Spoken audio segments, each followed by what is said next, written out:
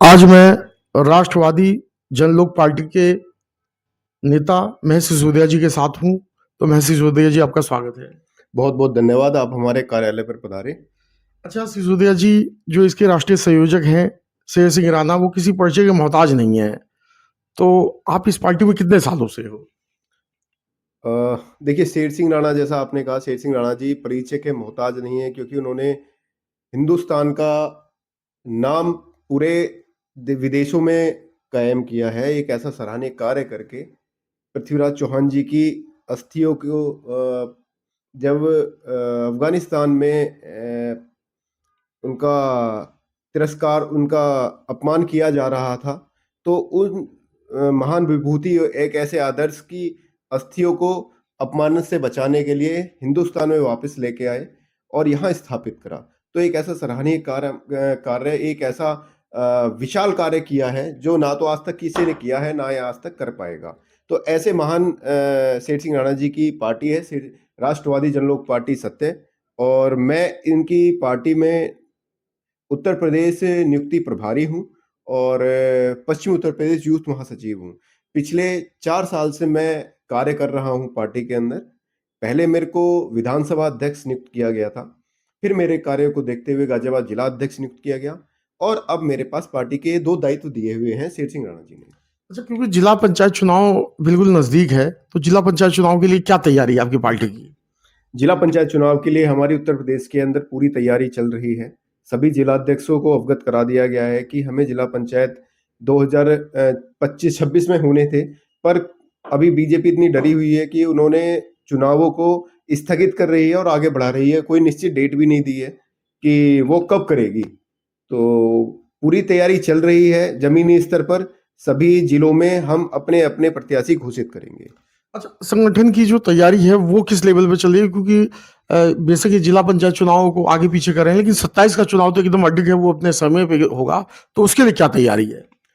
उसके लिए मैं बता दूं आपको, हमारे राष्ट्रीय अध्यक्ष, नवनियुक्त राष्ट्रीय अध्यक्ष अभी 1 साल 1.5 साल पहले ही नियुक्त हुए हैं, आदरणीय श्री सतपाल सिसोदिया जी। तो जब से उन्होंने कार्यभार संभाला है, हमारी पार्टी में उस समय से लेके अब तक तकरीबन 42 जिलों को हम कवर कर चुके हैं उत्तर प्रदेश के अंदर। और अगर मैं प्रदेशों की बात करूं तो 7 से 8 प्रदेश हम कवर कर चुके हैं कि हमारी पार्टी वहाँ सक्रिय है, कार्यकर्ता वहाँ सक्रिय हैं। तो सभी जिलों में, सभी प्रदेशों में कार्य चल रहा है, जिसकी राष्ट्रीय लेवल की, देखिए मैं तो आपको ज़्यादा जानकारी नहीं दे पाऊंगा, हमारे राष्ट्रीय पदाधिकारी ही दे पाएंगे आपको, पर प्रदेश स्तर की मैं आपको जानकारी दे सकता हूँ। जो जिले हमारे इस समय चल रहे हैं, जैसे मुरादाबाद है, गाजियाबाद जिला है, फिर उसके बाद अमरोहा है, आजमगढ़ है, फिर यहाँ से चले जाएँ हापुड़ जिला है।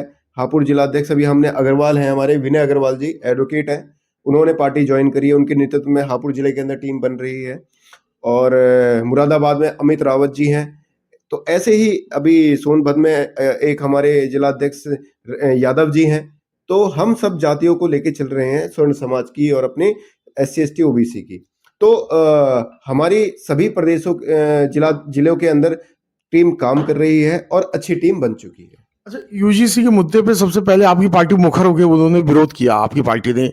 तो यूजीसी के मुद्दे पे क्या कहोगे? क्योंकि अभी यूजीसी टला नहीं है। देखिए, यूजीसी बिल्कुल नहीं टला है, उन्होंने रोक लगा दी है सुप्रीम कोर्ट ने। यूजीसी बीजेपी के द्वारा एक ऐसा काला कानून देश के अंदर लाया गया है कि पहले ये हिंदू मुसलमान करती थी और अब ये हिंदुओं को भी बांटने का कार्य कर रही है। स्वर्ण समाज ने सदैव अपने SC ST OBC भाइयों को, दलितों को हमेशा अपने साथ बिठा के, हमेशा अपने साथ समानता का अधिकार दिया है। आप अगर जनगणना निकालेंगे तो उसके आधार पर देखेंगे 0.001% जो है लोग प्रताड़ित हुए हैं, पर वो भी जो हाई कोर्ट में केस गए हैं वो भी बिना मतलब के गए हैं, मतलब उनका कोई महत्व नहीं है, वो झूठे हैं आरोप, और वो सिद्ध भी हो चुके हैं। तो पूरे हिंदुस्तान में 365 या 70 केस ऐसे आए हैं जातिगत आधार पर जिनको प्रताड़ना करी गई है। नहीं तो आप सोचिए, करोड़ों की आबादी के अंदर ये केस कुछ भी नहीं होते। तो उसके आधार पर बीजेपी ने ऐसा काला कानून लेकर आई स्वर्ण समाज के लिए, और हिंदू समाज को बांटने का कार्य कर रही है, जिसका पूरा विरोध करा है। जंतर मंतर पे हमारा 4 तारीख को धरना था। हमने परमिशन भी ले ली थी, प्रशासन ने परमिशन भी दे दी थी, पर जब हमारे लाखों की भीड़ वहां पहुंचने का अनुमान उनको लगा तो उन्होंने हमारी परमिशन निरस्त कर दी। तो ये बीजेपी बहुत डरी हुई है। राष्ट्रवादी जनलोक पार्टी के बढ़ते पैरों को, बढ़ते हाथों को देखते हुए वो घबरा गई और उसने वो परमिशन निरस्त कर दी। अच्छा, अगर 19 मार्च को ये फैसला आप लोगों के खिलाफ आता है, यूजीसी लागू हो जाता है इस देश में, तब आप लोगों की पार्टी का अगला कदम क्या होगा? अगर यूजीसी का जो काला कानून सुप्रीम कोर्ट के द्वारा जैसे अभी रोक लगाई गई है और 19 तारीख को अभी उसका निर्णय आना है, अगर वो काला कानून वापस हो जाता है, खत्म हो जाता है, तो हमारा अगला जो पड़ाव रहेगा वो रहेगा आरक्षण। जब मतलब आरक्षण जो मिले वो आर्थिक स्थिति के आधार पर मिले, वो जातिगत आधार पर ना होना, क्योंकि आरक्षण एक ऐसा क्या नाम है, समाज के अंदर बंटवारे का कार्य कर रहा है कि आज स्वर्ण समाज के अंदर भी बहुत सारे ऐसे परिवार हैं जिनका पालन पोषण बहुत गरीबी में गुजर रहा है। मैं ये कह रहा था, अगर ये यूजीसी सरकार लागू कर देती है और समाज में यूजीसी लागू हो जाता, तब आपकी पार्टी का अगला कदम क्या होगा? अगर यूजीसी लागू होता है तो पूरे हिंदुस्तान में पार्टी पूरा जन आक्रोश के साथ में इसका विरोध करेगी, प्रदर्शन करेगी और 2027 में स्वर्ण समाज इनको मुंह की खाने के लिए विवश कर देगा। पार्टी में हमारे बहुत सारे पदाधिकारी बीजेपी को छोड़कर राष्ट्रवादी जनलोक पार्टी में जुड़ रहे हैं, क्योंकि इनकी गलत नीतियों को, इनकी गलत विचारधारा के साथ वो ना चलना चाहते हैं और ना आगे चलेंगे। समाज को बांटने का कार्य कर रहे हैं ये लोग, बीजेपी के द्वारा बांटने का कार्य किया जा रहा है, ऐसी ऐसी नीतियां, ऐसे ऐसे कानून लाके। तो अगर ऐसा होता है तो बीजेपी अपने 27 के अंदर हर जिले में, विधानसभा के अंदर हर जिले में और पूरे उत्तर प्रदेश के अंदर अपना प्रतिनिधि अब खड़ा करेगी विधानसभा इलेक्शन लड़ने के लिए और ज्यादा से ज्यादा सीटों पर लड़ने का प्रयास करेगी। अच्छा, यहाँ एक गाजियाबाद में मुद्दा आ रहा है इस समय, लोनी में जो डंपिंग ग्राउंड पे बवाल हुआ है, जिसमें जो है 200 पुरुषों पे, गांव वालों पे पुलिस केस हुआ है, 250 महिलाओं पे भी हुआ है, तो उस बारे में आप क्या कहेंगे? देखिए, सरकार द्वारा जो ये डंपिंग ग्राउंड बनाया जा रहा है, ये अभी पहला मुद्दा नहीं है। ये इससे पहले अभी खेड़ा गांव में भी एक ऐसा ही प्रकरण हुआ था 2 साल पहले। वहां पर भी डंपिंग ग्राउंड बनाया जा रहा था, जिसका वहां पर हमने पुरजोर विरोध किया था। हमारी पार्टी ने, समस्त पदाधिकारी वहां पहुंचे थे और उस समय हमारे जिला अध्यक्ष अमित जी थे, तो उनके नेतृत्व में वहां पर पार्टी ने पूरा पुरजोर विरोध करा था, समस्त पदाधिकारियों ने, और वहां पर विजयी मिली थी।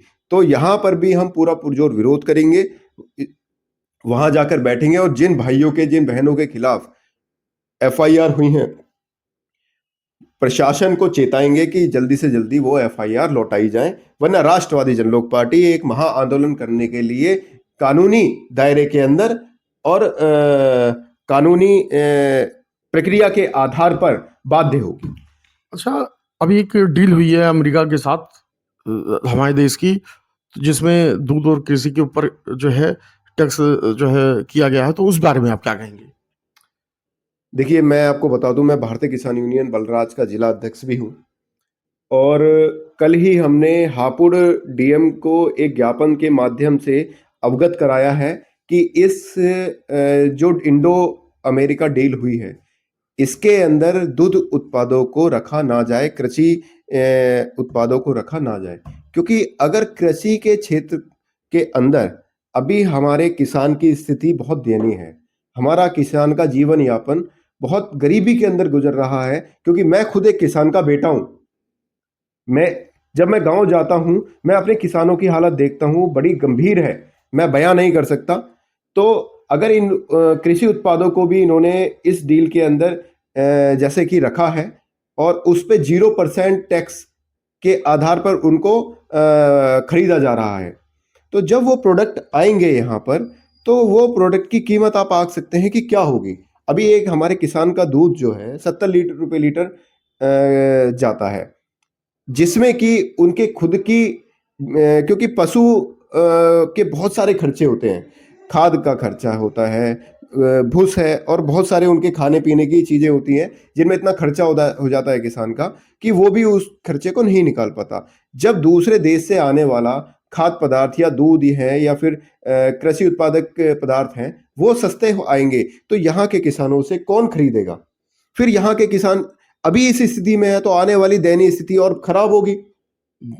तो उस स्थिति से लड़ने के लिए हमने कल ज्ञापन भी दिया था और राष्ट्रवादी जनलोक पार्टी भी इसका पुरजोर विरोध करती है और प्रधानमंत्री श्री नरेंद्र मोदी जी से ये निवेदन भी करती है कि इस व्यापारिक समझौते में जो कृषि उत्पादक क्षेत्र और दूध को रखा गया है उसको बाहर निकाल के अपने व्यापार समझौते को आगे बढ़ाएं। अच्छा, अब आखिरी में, क्योंकि इंटरव्यू आखिरी मुकाम पे है, आप अपने कार्यकर्ताओं से और आम जनता से कोई अपील करना चाहते हैं? मैं अपने कार्यकर्ताओं और आम जनता से सर्वप्रथम मेरी आदरणीय श्री जनता से ही अपील करूंगा। राष्ट्रवादी जनलोक पार्टी एक ऐसा पेड़ है जो पौधे से आज वृक्ष बन चुका है और अब उस पे फल आने बाकी हैं जो कि 2027 में जरूर लगेंगे।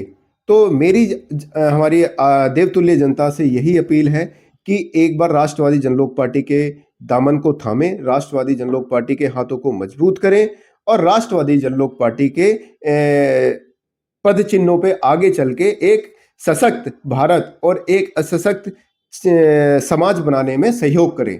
क्योंकि राष्ट्रवादी जनलोक की पार्टी की विचारधारा है ना तो अपना हक छीनने देंगे और ना किसी का हक छीनेंगे। ये आदरणीय श्री हमारे राष्ट्रीय संयोजक शेर सिंह राणा जी और राष्ट्रीय अध्यक्ष सतपाल सिसोदिया जी के नेतृत्व में जो हम कार्य कर रहे हैं वो एक समाज, एक यूनिटी बनाने के लिए कार्य कर रहे हैं। तो समस्त लोगों से ये निवेदन है कि राष्ट्रवादी जनलोक पार्टी के साथ जुड़ें और मेरे कार्यकर्ता बहुत अच्छा कार्य कर रहे हैं।